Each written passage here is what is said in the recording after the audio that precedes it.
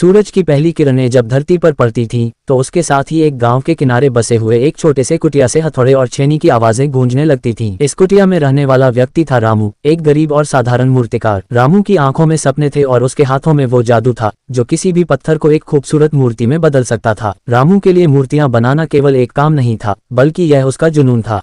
वह पत्थरों में जान डालने की कला को जीता था, लेकिन ये हुनर उसे विरासत में नहीं मिला था। उसके पिता किसान थे, जिन्होंने कभी उम्मीद नहीं की थी कि उनका बेटा इस तरह के अनजान रास्ते पर चलेगा। लेकिन रामू की रुचि बचपन से ही पत्थरों में थी। जब भी वह खेतों में काम करने जाता, उसे रास्ते के किनारे पड़े पत्थर बहुत आकर्षित करते थे। वह उन्हें देखता और सोचता, अगर इन पत्थरों में एक सुंदर आकार होता तो ये कितना अद्भुत होता। रामू का सपना बड़ा था, लेकिन उसकी जिंदगी में संघर्षों की कमी नहीं थी। गाँव के लोग अक्सर उसका मजाक उड़ाते थे। वे कहते थे, तू पत्थरों के साथ खेल रहा है, इससे तुझे क्या मिलेगा, ये तेरा समय बर्बाद कर रहा है। लेकिन रामू ने इन तानों को अनसुना कर दिया। उसे पता था कि उसका रास्ता सही है और वह मेहनत करने के लिए तैयार था। शुरुआती दिनों में रामू के पास केवल पुराने टूटे हुए औजार थे। उसकी पहली मूर्ति बनाने में कई महीनों का समय लग गया, और जब वह मूर्ति तैयार हुई तो उसने उसमें बहुत सारी कमियां देखी। वह निराश हो सकता था, लेकिन उसने अपनी गलतियों से सीखा। उसने उस मूर्ति को एक सीख के रूप में देखा और अगली बार और बेहतर करने का संकल्प लिया। रामू का आत्मविश्वास उसके परिश्रम से बढ़ता गया।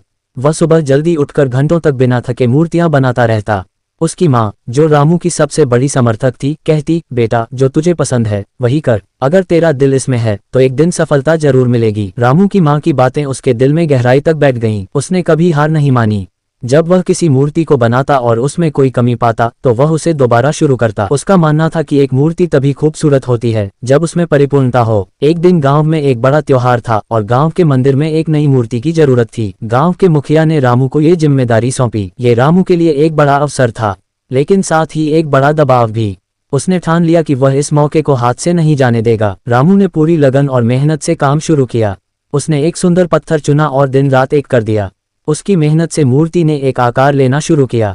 जैसे जैसे मूर्ति पूरी होने लगी, रामू का आत्मविश्वास भी बढ़ता गया। वह जानता था कि यह मूर्ति उसकी जिंदगी को बदल सकती है। और फिर वह दिन आया जब रामू ने अपनी मूर्ति को गांव के मंदिर में स्थापित किया। गांव के लोग उस मूर्ति को देखकर दंग रह गए। रामू ने उस पत्थर को इस तरह से तराशा था जैसे उसमें पहले से ही वह मूर्ति छिपी हुई हो। सभी ने उसकी तारीफ की और गाँव के मुखिया ने कहा, रामू, तुमने इस पत्थर में जान डाल दी है, तुम सच्चे कलाकार हो। उस दिन के बाद रामू की कला की चर्चा दूर दूर तक होने लगी। धीरे धीरे उसकी मूर्तियों की मांग बढ़ने लगी। गांव के लोग, जो कभी उसका मजाक उड़ाते थे, अब उसके पास सलाह लेने आने लगे। रामू ने अपनी कला को और निखारा और अलग अलग तरह की मूर्तियां बनाना शुरू किया। उसकी बनाई मूर्तियों में केवल सुंदरता ही नहीं, बल्कि एक खास प्रकार की भावनात्मकता भी होती थी जो देखने वालों के दिल को छू जाती थी। रामू को अब बड़े बड़े शहरों से भी ऑर्डर मिलने लगे।